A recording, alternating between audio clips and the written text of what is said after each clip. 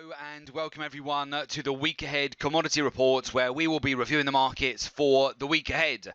First of all, what do you need to know as we go into next week? Well, hedge funds and money managers, they have yet again increased their bullish stance in COMEX gold and net long positions in silver contracts in the latest week. In fact, last week we saw silver surging to two-year highs, up 12% on the month of August. As we've discussed previously, the month of August tends to be a very strong seasonal month for the precious metals. In fact, gold finally broke out and tapped 1,550 US dollars per ounce last week, exactly as we had discussed on last week's commodity report, that we were looking for a breakout to that magnetic level. So well done again to everybody who capitalized on that move. We banked 3 positions on Monday, 1,250 points profit. So again, I congratulate all of you who did capitalize on that breakout. Last week on the open from Sunday through to Monday, gold of course gapped up on the open and we saw that level of 1,550 US dollars get hit. Meanwhile, oil prices over the last week, they did fall 3% on Friday, but prices were still headed for the biggest weekly increase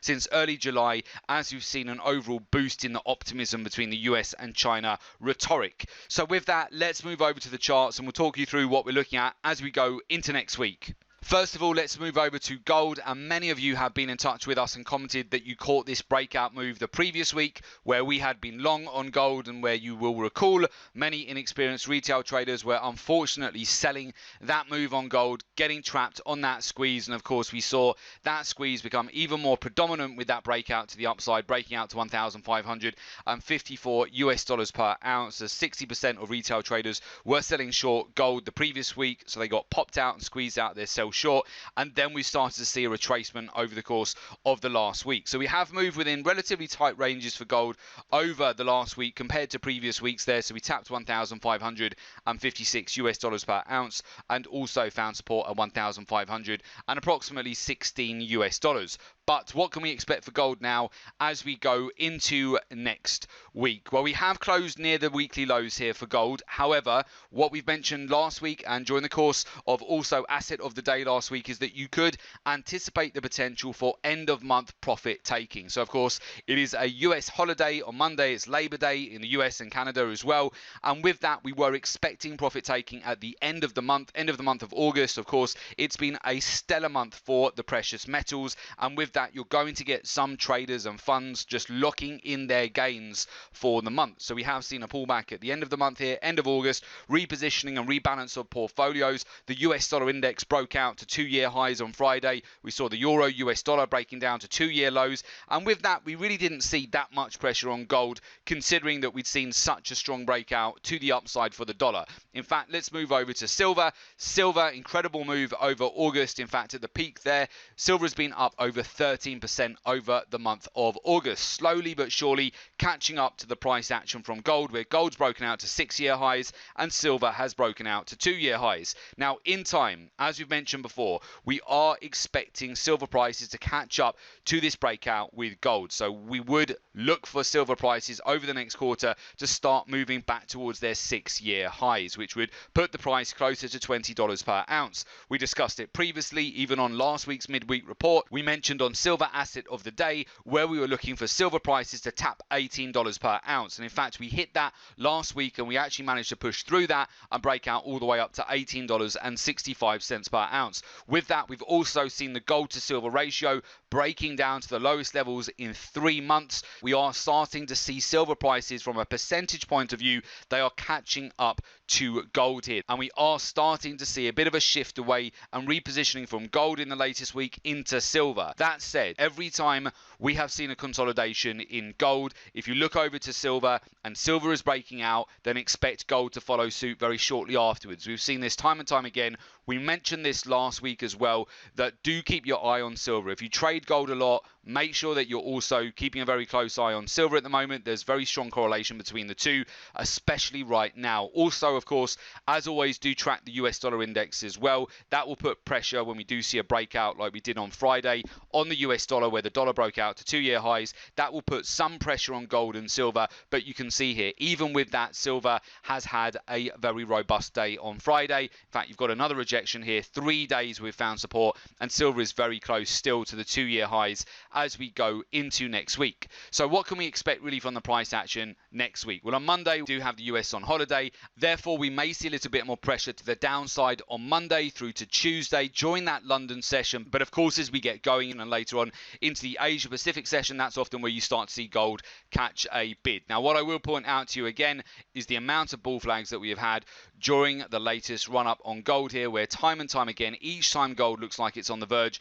of breaking down, it does tend to break out to the upside. So be careful not to get caught on the wrong side of this. Oftentimes when you break a trend channel, many inexperienced technical traders, they're just looking for a break of that channel in order to sell it. They would be looking for this area, pocket of clean air, to take the price action back down again. However, you want to really watch out for any bear traps around that zone. If we were to break down, you might see that traders get trapped in a sell short, only to capitulate again and then start to make a reversal back towards the upper end of that channel, as we've seen happen multiple times before. So just be aware of that. We may see a little bit more downward pressure at the beginning of next week, but really any big pullbacks here, as long as we stay above the previous swing lows, they were very likely looked at as buy opportunities on gold. So really any pullbacks back towards the lower end of this channel, as long as we do not take out the previous swing low that was formed around mid-August, then we're likely to get buyers coming in. Note again, hedge funds and money managers, they have increased their net long positions in the latest week. You want to be really careful not to get on the wrong side of these moves right now. Time and time again, the fund positioning has been correct. Retail traders have been wrong, and they keep looking to sell into every potential sign that gold looks like it's going to roll over. So far in the last 3 months, that has not worked. Sellers keep getting trapped, selling into gold only for gold to capitulate in the other direction. I would definitely take the lead from silver at the moment. Keep a very close eye on that, given where we've closed on Friday here. Silver is looking strong as we go into next week. And also, bear in mind that platinum capitulated to the upside as well on Friday, broke above $935 per ounce. And also just keep on the radar that palladium also capitulated on Friday. Very large move to the upside. If you have a look at that, in terms of points, it broke out 730 points on Friday. So when you've got all of the metals rallying like this, where you have silver breaking out, platinum breaking out, palladium breaking out, it doesn't necessarily suggest we're going to see gold melt down.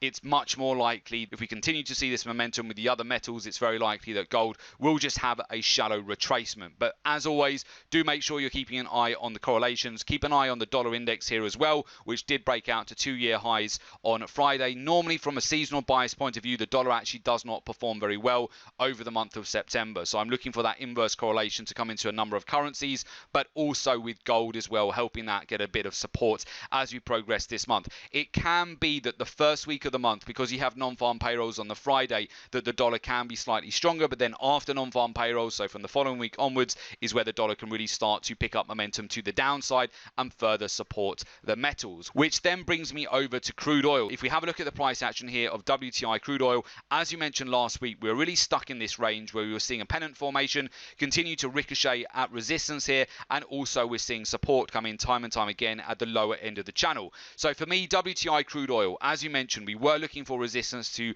come in around 56 to 57 US dollars per barrel. We are waiting for a rotation back towards the lower end of the channel. Hedge funds and money managers, they have actually trimmed their net long positions on crude oil in the latest week. I want to see if next week we'll see a little bit more pressure on oil, taking us back down towards the lower end of this channel. I'll be watching out to see if we get a tap of that lower trend line, which would see the price coming back down to approximately 54 US dollars per barrel. If we did tap that level and we then see support coming in at that level, buying evidence around that zone, that could be a good opportunity to take the price back up towards the upper end of the channel. On the flip side of that, of course, if we roll over, break through that channel, we could then look to target 53 US dollars per barrel as a potential buy zone, which we have mentioned multiple times before. You've got a lot of support between that zone, approximately 52 to 53 US dollars per barrel. If you compare that to Brent crude oil, very similar. Tight range on Brent as well.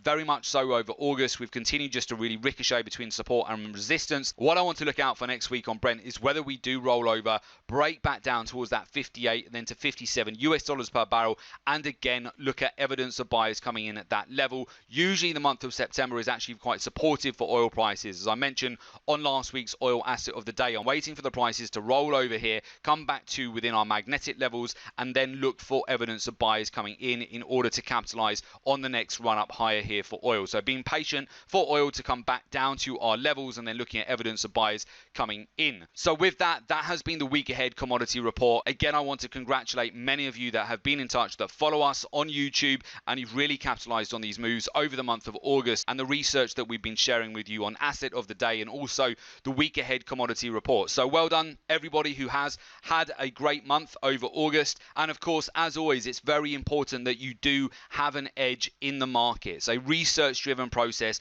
where you're not only looking at technical analysis, but you're looking at other data points. You're looking at what the hedge funds and money managers are doing versus the retail traders. You're looking at market sentiment. You are looking at trade flow. You have in-house proprietary intelligence that helps you to get an edge, and you also have the ability to marry the fundamentals with the technicals, with the geopolitical news to then generate a trade idea which gives you edge. And of course, if you would like to learn a research-driven approach to trading, there is an opportunity for you to join us at the Gold and Silver Club. If you would like to learn that research-driven process for the markets, you get access to our exclusive live trading room webinars. You also have access to our real-time trade alerts, real-time trading research and market insights, access to our private members academy membership site, and also support and one-to-one mentoring. For more information about the service, just go to www.jointhelivetradingroom.com. The link is also below this report in the description. So just click on the link,